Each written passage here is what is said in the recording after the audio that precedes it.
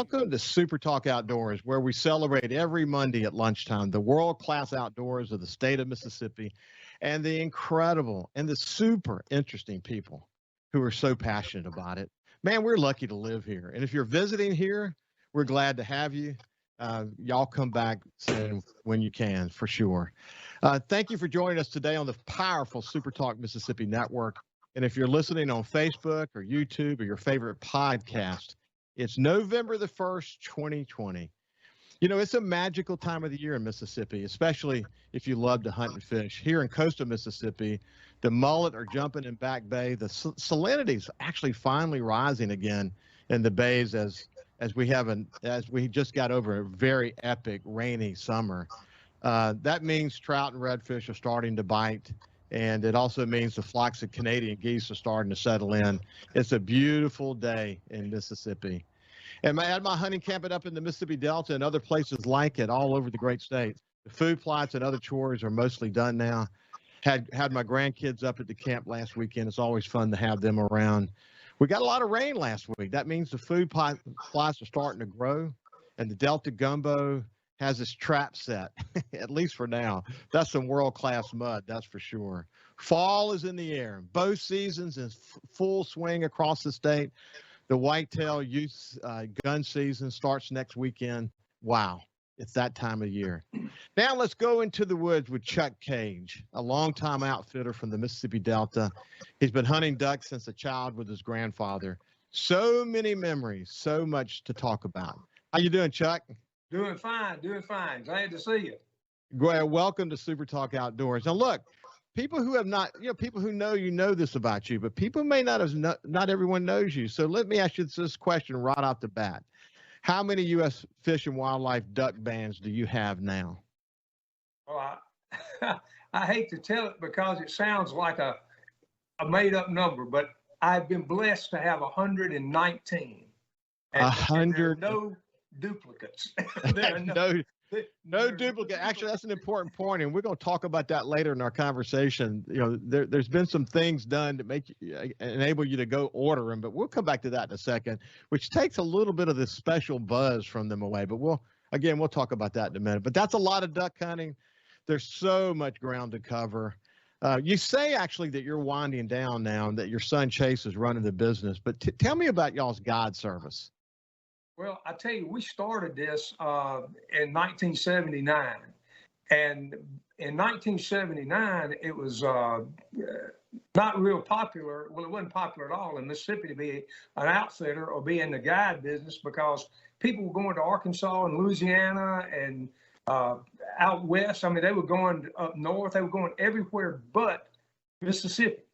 And I went hunting with some guys and just decided I think we might can do something with the duck business in Mississippi, and just got started from scratch, and I mean literally from scratch. And it was, I tell you how scratchy it was. The first lease that I got, I paid $1 an acre for it. So wow. I mean, $1 an acre. Now that's cheap, but it was it's come a long way. You can't get any for $1 now, you know. No, you know what's interesting, and we're going to talk about this. There's so many debates today about where the ducks are. You know, things have just changed. You know, the ground has changed. What's happening north of us has changed, and people have different opinions about all of that. We'll get into that before it's all over with. But you know, to lease a duck hole today for a season just one duck hole.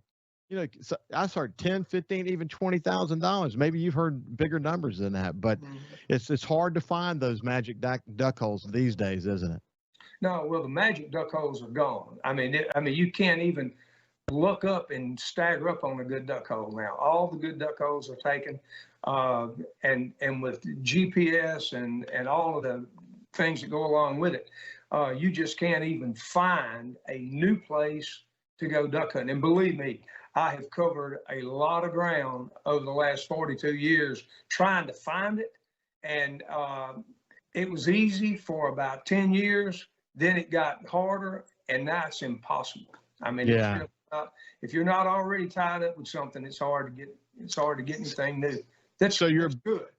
So your base station is Hollandale. So so that would be your sort of the capital of your outdoors business. But as you branch out around it, how far out do you go in terms of duck calls?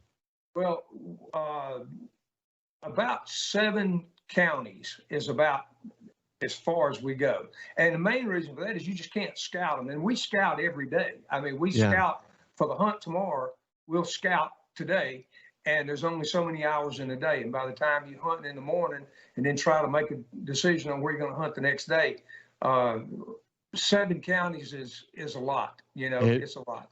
It is. You've done a lot of glassing Yes. over those many years. So look, so when your business is rocking and rolling, Chase and his team are going to be out there every single day.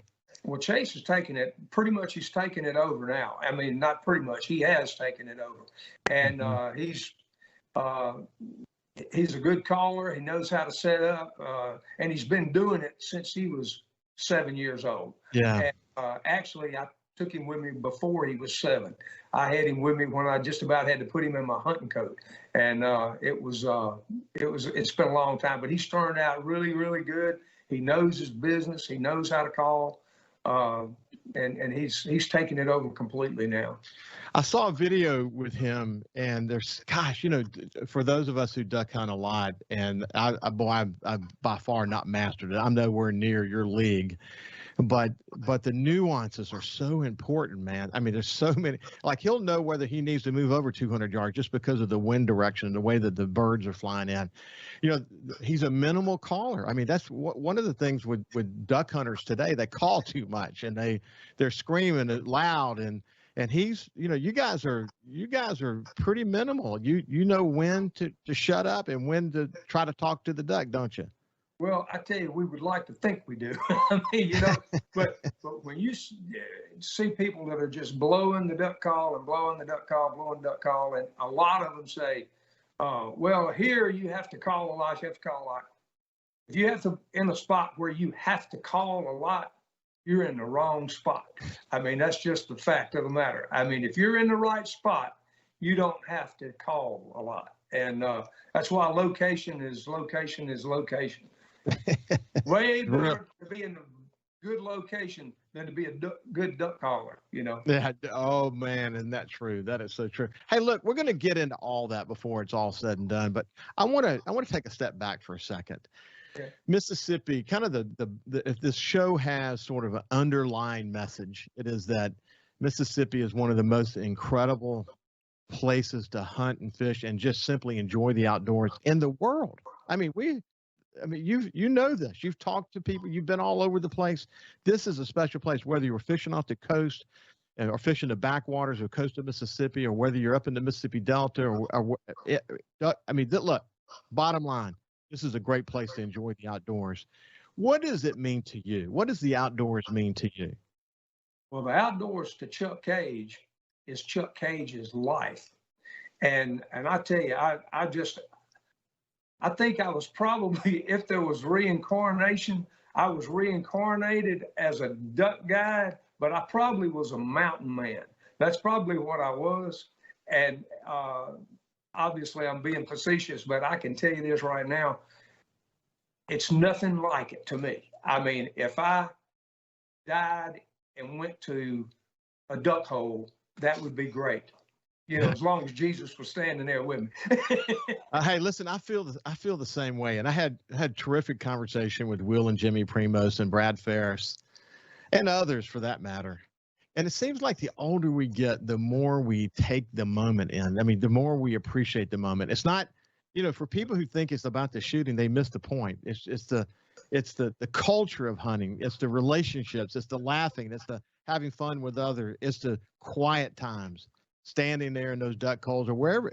Maybe you're sitting in a stand, just not even seeing the deer, but just enjoying the sound of nature. But the older we get, there's something about it, isn't it, Chuck? We just kind of appreciate the moment more, don't we? I tell you, I can relate to that more than anything you could possibly know, because it's been 10 years, actually 11 years, since I've killed a buck deer in the state of Mississippi. And I could go forever without shooting a deer, it would not bother me one bit. But I can't go without killing a duck. I still have to kill a duck every now and then. But I just, my priorities, I guess you can say, have changed. It used to be all about how big the deer was, how many deer I killed in the season, how many ducks I killed in the season, how many bands I got and all that. But now to be able to sit in a duck blind and just reminisce and watch the ducks and all, it's amazing what happens to you the older you get. And when we come back after this break, we're going to continue a conversation about why that is so important and why Mississippi is this magnet that keeps us here and that draws people here.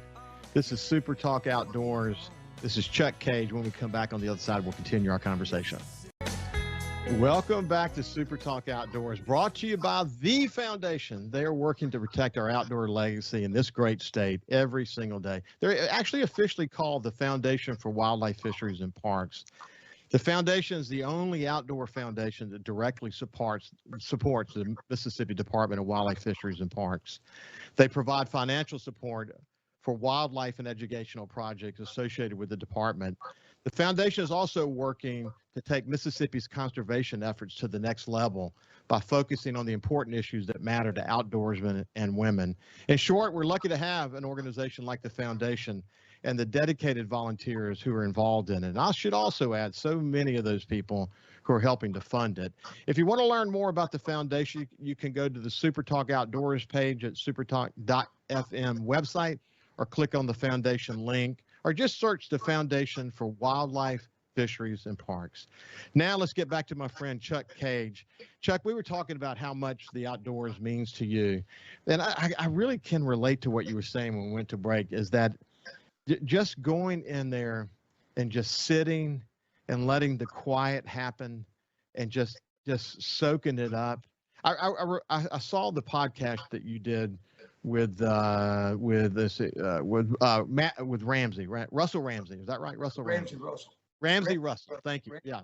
Sorry, Ramsey. We'll have him on the show pretty soon anyway.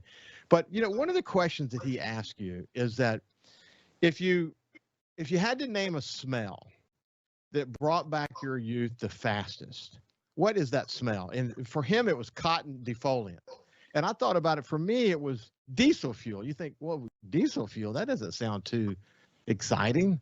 But for me, it was like being in a charter boat off the coast of Mississippi in a big school of redfish, and you could smell the diesel fuel. And when I smell diesel fuel, even today when I smell diesel fuel, I think about a charter boat, and I think about what it did to me as a kid, and the sights and sounds that emanate from that smell. That's a great question. When you think about a smell yourself, what comes to mind for you? Hunting clothes that hadn't been washed in a few days. I love that, and I love the smell of freshly fired ammunition cases, whether they be rifle cases or shotgun cases. There's no smell. As a kid, I would shoot doves and pick up my case and just smell it. And I can still smell it right now. I mean, it was just a smell that when I smell my empty cases, I knew something should have bitten the bullet. I love the stories that you tell about hunting with your grandfather. And I thought it was pretty interesting. I never, subscribed to the point of view that the kids had to be at a certain age in order to go hunting. I mean, I had my sons in a hunting stand with me when they were 7, 8 years old. They may not have had a gun in their hand yet, but they were experiencing the outdoors and understanding it and getting hooked to the sense that it's not about the shooting. I mean, I remember my son Jordan, we probably did a year or two of hunting without ever seeing a buck. I mean, because we hunted in South Mississippi, and it was rare back in those days to see a buck. But this whole culture that he was introduced to, it changed his life. He's a lawyer today, and he lives here in Costa Mississippi. My other son lives in New York, but what brings him back to the Delta is gun season starting. But this notion of being able to introduce the outdoors to our kids at a very young age, the way that your grandfather did you, I can't stress how important that is. Tell me what it meant to you. Well, I tell you, all of my children, I have 3 girls and a son, and every one of them were going to the woods with me when they were, I mean, like young. I'm talking about 3, 4 years old. And I have 4 children. 2 of them like to hunt, 2 of them don't.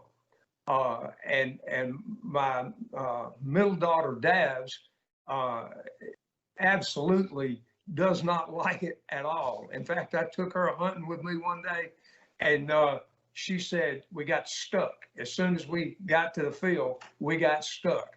And when we got through and I got her back home, she said, Daddy, you cannot make me believe that you enjoy going out in this cold, wet weather and getting stuck and have to get your friends to pull you out. She said, you cannot make me believe that this is something that I need to be doing. She doesn't hunt anymore. Needless to say, she doesn't. But I have one daughter that hunts. Ashley hunts a lot, and she's a good shot. And Chase obviously took to the sport. And Rebecca, my oldest daughter, I thought was going to be a good hunter because she could shoot a shotgun pretty good at a young age. But when she killed her first deer, she quit hunting after that. But you know, if it affects them like that and they don't like it and they don't want to shoot them, that's fine with me. You know, she can appreciate the outdoors and she likes to do it, but she does not want to shoot anything. But well, yeah, you heard me talk about this at the beginning of the show, but you know, you think, you know, what's so notable about Delta Gumbo, but it's to me though, it first of all, it's a special classic of mud, as we all know so well. It will break an axle on a truck if you let it build up.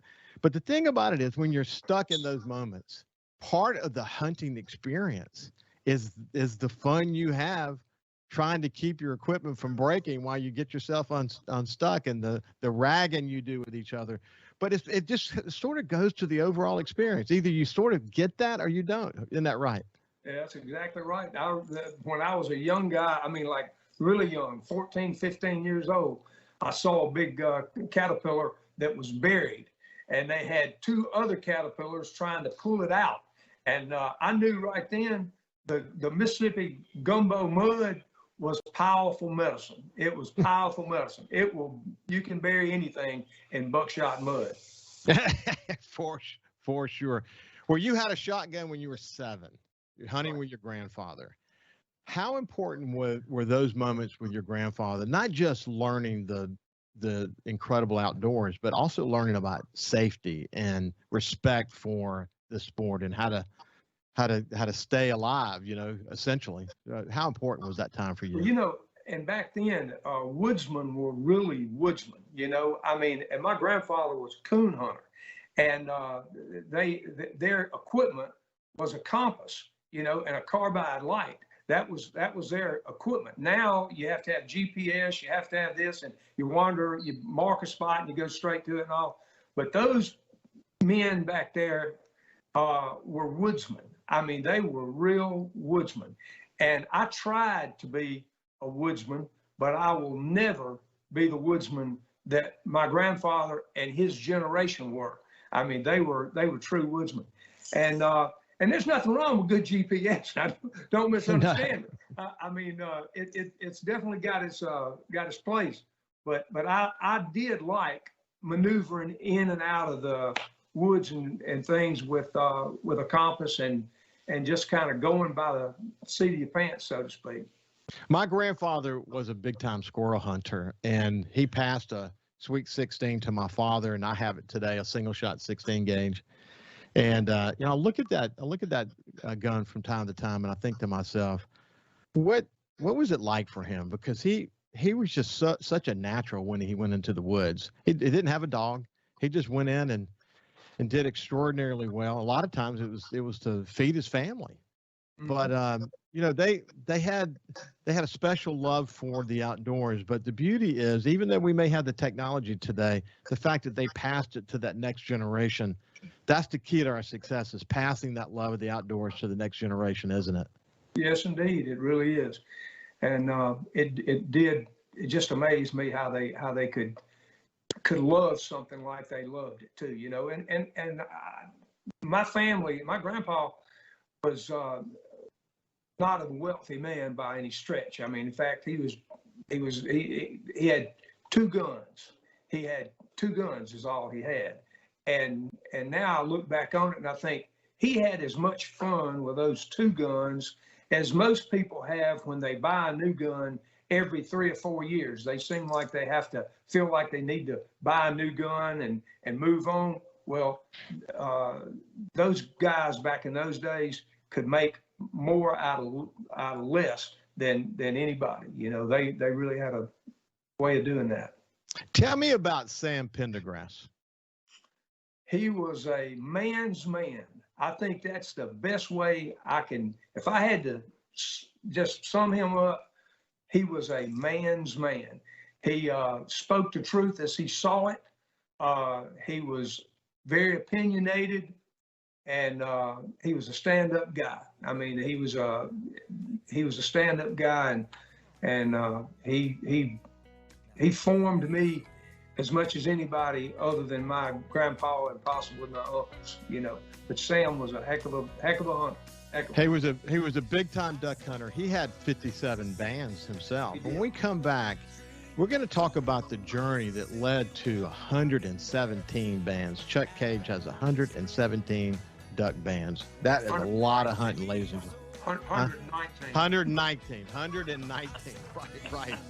Right. I was just saying it wrong. I have it down as 119. Anyway, we'll see more with Chuck Cage here on SuperTalk Outdoors when we get back from break. Welcome back to SuperTalk Outdoors right here in the Foundation studio. The Foundation is the only outdoor foundation directly supporting the Mississippi Department of Wildlife, Fisheries, and Parks. And I have such a treat today to have the opportunity to visit with Chuck Cage, a longtime duck hunter. He's a big-time dove hunter as well, I might add. But we're talking about duck hunting today, and he's obviously done a lot of goose hunting over the years. But he has 119 bands. The U.S. Fish and Wildlife Department put the bands on ducks so they can track them and learn and do a lot of research and whatever. And I personally have never shot a duck with a band. My son has. But you've done it 119 times. And how many hunts have you been on? Have you ever just sit down and done the math on how many hunts you've been on since you were a kid? I hadn't done the number of hunts that I've been on, but since I have been in the guide business, I have kept up with how many people that I have taken hunting with me. And I hate to even say it because it sounds like a BS number. I mean, it really does. But I have been blessed to have been put in the presence of some of the best duck hunters in the country. And I wouldn't take anything from my experience, not just being a guide and not having my own business and not having the things that go along with that, but to meet the people that I have met in my life that have made me what I am over the last 42 years. I owe it a lot to the people that I hunted with. How many people? How many?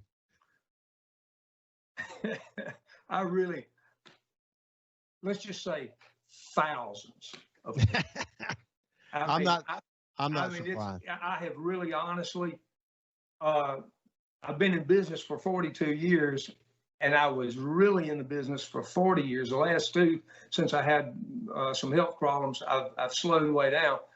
But if you figure I carried 200 people a year duck hunting, yeah, I took probably 250 people a year dove hunting and goose hunting, not 250 people goose hunting, but you do the math on it over the last 40 years, it's a lot.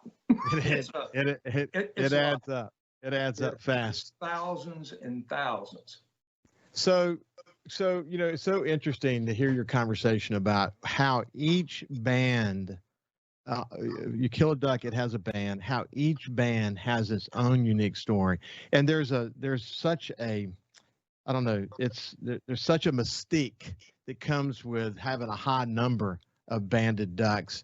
What does a banded duck mean to you? Well, it just means it's uh, almost like memorabilia of a hunt. You look at those bands, and although you might not can put your finger on exactly which day it was killed and all, you look at them, and collectively, they are what you have accomplished in the duck hunting business, or maybe not so much accomplished as the people you have met and the fun that you have had over that period of time that it took to accumulate that many bands. And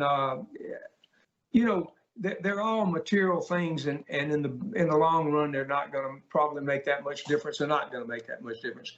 But in the present time, when you look at them, it's memories. Yeah. It's memories that, holding on to those bands, you can somewhat remember what has happened in your lifetime by looking at those bands. And I guess it's like the Indians that would give their friends or somebody something to wear, and then the other people would change it out, and they would give them something of theirs. And you look back on it and you think, well, how many people have I actually been involved in knowing based on these duck bands? If it hadn't have been for these duck bands, I wouldn't have known so-and-so, or I wouldn't have been, this experience wouldn't have happened. And it's more to it than just shooting a duck with a band on it. It's way more than that. But I will say this, I still get as excited if I shot one tomorrow. If we went duck hunting tomorrow and I shot one tomorrow, I would do a band dance. I would do it. I mean, I'd look silly, but I'd be doing it. But Chuck, you know what? I have a really good friend of mine, and I talked Captain Sonny Schindler, who's with Sure Thing Charters on the coast. He was on my coast show, Coast View, recently, and I mentioned this friend of mine, Reed Geis, who's here in coastal Mississippi, a longtime friend of mine, who's really been all over the United States, frankly, all over the world, fly fishing. And he talks about this fly fishing experience. And my son Jordan came to describe Reed this way, that he has a low threshold for amazement. What happens is somebody enjoys something too much, it takes more of whatever that is in order to get them excited. You know what I'm saying? So the more they experience, the less excited they get.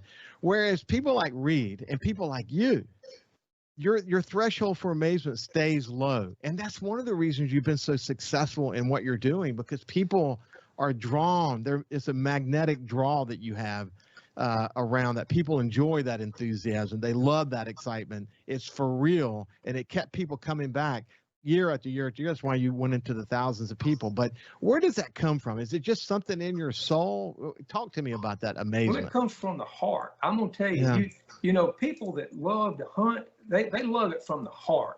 You can't, and I've seen this happen a lot of times, you can't just make a hunter out of anybody. You can't make a fisherman out of anybody. I mean, it's got to be in their heart to want to hunt. And you can't just make somebody a hunter. Mm-hmm. They either have it or they don't have it. Now, I've seen a lot of people that didn't know they had it until they went on a hunt and had a good hunt, and then they realized it was in them, and they started hunting, and they loved it more and more and more. But it's always been in me. I mean, from the core, and I'm glad it has been in me. Well, that keeps you going. And based on what I see about Chase, he has that same thing. He has this love of it, this wanting to introduce it to others, but he personally just enjoys it as much as you do. And that's going to carry him through the years, isn't it? I sure hope it does, because he really does love it. I mean, it's in his heart, and I tell you, he loves it. And he's good at what he does. He is. He's a good duck hunter. He can outcall me 2-1. He can't outshoot me. I'm sure that he'll debate you on that. I'm sure, but maybe he'll defer. Maybe he'll defer to you on that for sure. Hey, listen, I bet there's been so many funny stories. I can only imagine. Over all those hunts, how many leaking waders that you've seen, and how many people might have fallen in that probably shouldn't have, and breaking ice. Gosh, man, there's so many memories. How do you? I bet they just bubble up when someone talks about it like that to you. Well, the one thing, if I had it to do over again. And I would make every day that I hunted, I would write it down and I'd put it in a diary. And people told me years ago, put it in a diary, write your hunts down, write it all down. And one day, you'll really enjoy looking at them. And that is one thing that I did not do, that if I had it to do over again, I would write down every single hunt that I have been on. Because although you think they're in your mind and you'll never forget them, sometimes your memory has to be jogged a little bit to get it back up. But I really wish I would have written it all down, and maybe not so much wrote a book, but just have had something to pass down to my kids and grandkids and all, so they would understand the things that I really enjoyed doing and some of the things that I had done. Well, it's not too late to start trying to gather some of those up, because sometimes you can just look at someone's name and go, oh my gosh, I remember so well. I never laughed so hard in my life. I mean, I'm sure those kind of memories come up when you think about somebody's name. But if you look back, I'm sure you laughed a bunch, but what's one of the funniest stories you remember?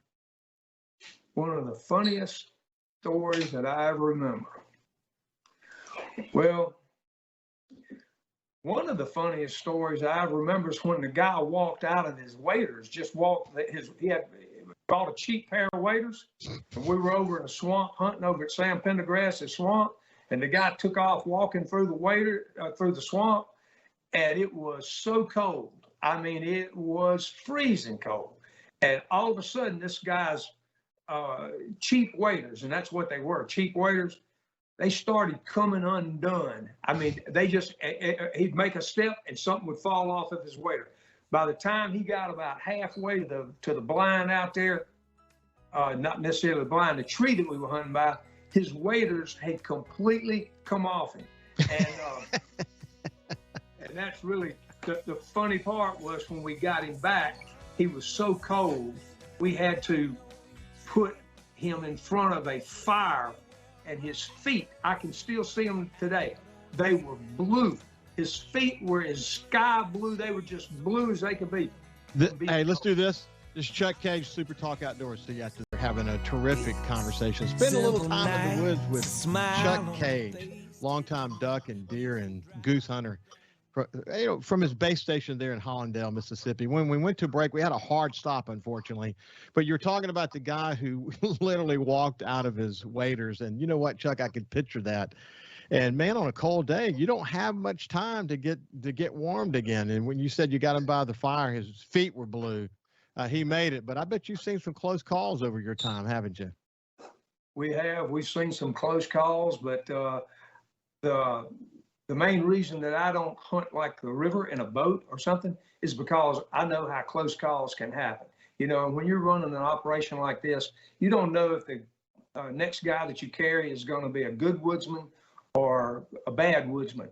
And I will take my chances with them with their feet on the ground as opposed to being in the Mississippi River, because the Mississippi River is unforgiving, and it's a lot of people hunt it and a lot of people guide on it, but it just never was for me. Never was for me. I love to look at the river. I love to look at the river. I get that. I see that clearly. Hey, listen, at my place in the Mississippi Delta, we have 100 acres of Cypress Lake. It's beautiful with a hole in the middle of it. When we first got there, I took over this property about 5 or 6 years ago, and we had some pretty good duck hunts, but then it's kind of fallen off since then. Now, there's a bunch of different theories about it. Not cold enough up front, north of here, maybe planting too much food in the flyway. Certainly, modern, farming operations have changed the topography of the land and all that. But what's your take on the duck situation over the last few years? Well, and I don't know the professional end of it, but I know this from observing the Mississippi Delta from the time I was a kid to right now. The ducks are not in the Mississippi Delta like they were even 10 years ago. And I wish I had something that sounded real knowledgeable and everything to tell about it. But other than the fields getting worked up from, just as soon as they get the crop out, the farmers, work their fields up. That doesn't help, but you have to understand that's what they have to do. But the flyway appears to me that it has moved west. But the numbers overall are down. I don't care. I mean, and I shouldn't say I don't care because I do care, but when I hear authorities telling exactly why this happens and the population is down and the hatch is down and this, that, and other, weather to me affects them more than anything. But something has happened in Mississippi over the past 10 years that has made the duck population move somewhere. I don't know exactly where it is, because you used to could ride around in our area and ducks would be just flying over anywhere you went. I mean, it just ducks were everywhere. It wasn't didn't have anything to do with the land. It was the fact that the numbers of ducks were here by the hundreds and hundreds of thousands. And I don't know. I wish I did know what happened to them, but I do know this: the population is down in Mississippi. Hey, Chuck, one of the things I wonder about, like at our place 2 years ago, thousands of duck came into the property near Sidon in February. Okay, they weren't there in January, came in February. Last year, we got some new ground in Shula. It's about 2.3 miles along Shula Lake, about 250 acres. It borders farmland. And there was a flooded field. So I walked out from our property onto the farmland, flooded field, and there were literally thousands of ducks there. I mean, in all layers of the atmosphere coming in. Is it possible that they're just coming in here later? Do you see ducks come in later, and like in February? Yeah, well, and the weather affects that a lot, and but I don't think that that's really all of it. And again, it's all what you think, what I think, what the next guy thinks. But I know from riding this Mississippi Delta from top to bottom since I was a kid, the numbers of ducks in Mississippi, Delta wide, not what it used to be. And well, the good thing about your guide service there in Hollandale, Mississippi, that your son Chase and you from time to time still find them. You got your little choice spots, and people should look you up if they want to know more about your outfitting business. But we're out of time, Chuck Cage. It has been a genuine pleasure. I look forward to having you back soon, and we'll continue the conversation here on SuperTalk Outdoors. I appreciate it more than you know. Thank you very much. You bet. You're a fine man. My friend Chris Gerst was right. I would enjoy the time we spent together, and I did. Have a great day. Stay safe out there as we get into the youth weekend and continue the bow weekend or the bow hunting. Stay safe and enjoy the outdoors in Mississippi. We'll see you next Monday.